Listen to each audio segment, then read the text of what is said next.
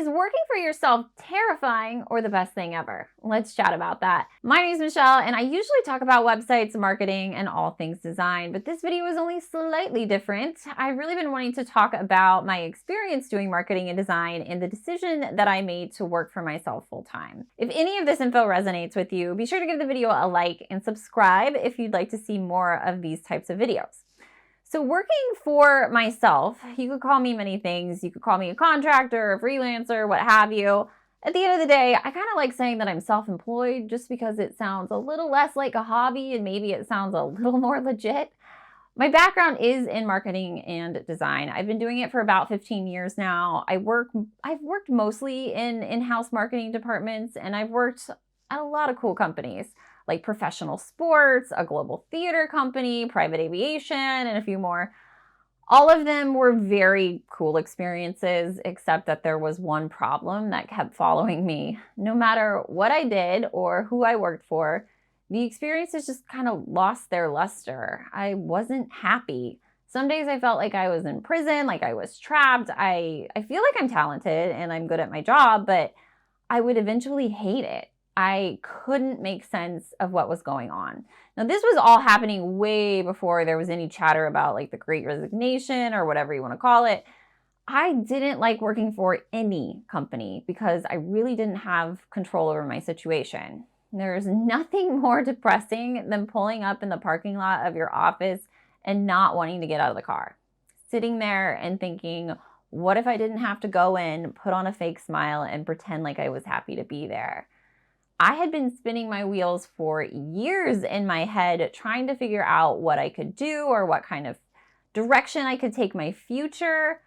Another issue for me was that for many years, I told myself this story about not being able to own my own business because I didn't go to business school. And unfortunately, I believed that bullshit. I told myself I couldn't do it because I didn't have the knowledge. It really wasn't until I started looking at other people around me, and whenever somebody else would like start their own thing, I'd be like, well, damn, if they can do it, I probably could too.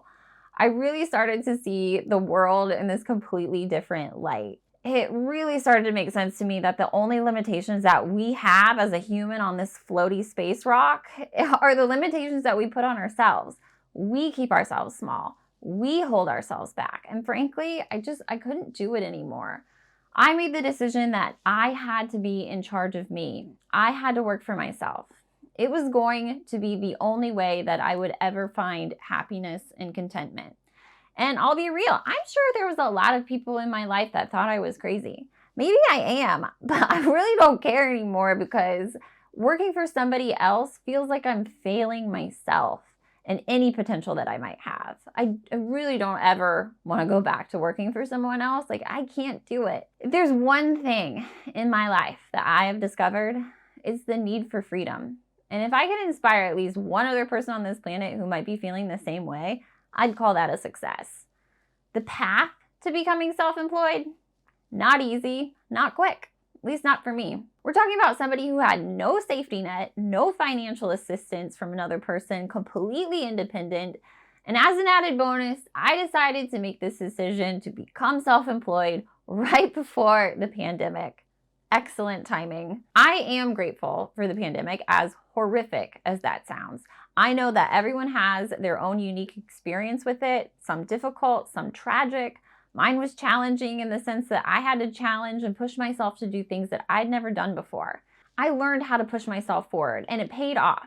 I am super grateful for my boss at my former employer who allowed me to build my business while still employed. I mean, eventually I did get the shove to leave, but it was necessary. I probably would have dragged my feet a lot longer had that not happened. Apparently, if you don't make a decision on your own, the universe will do it for you. I've been freelancing on top of working full-time for many years. I'd probably say around the 10-year mark now, but I've only been on my own for a little over a year and a half. So I'm still very much a baby when it comes to owning a business, but I am very blessed for all the opportunities that I've had so far and the success that I'm having. I know that as the years go on, my business will probably evolve, it will change. There'll probably be a day when I'm doing something completely different. But one thing won't change. The fact that it'll be my business, because I value working for myself so much. Now, if this video happens to find you, it doesn't really matter what industry you're in. Maybe it's design and marketing or a creative field or something completely different. If you're on the fence that you want to start your own business and you have questions, ask me. I'll answer whatever I can. If you want to know how I did it or need advice on how to get started, let me know. I plan on making a few more videos talking about freelancing and being self-employed, so I might even answer your questions with a video if it makes sense.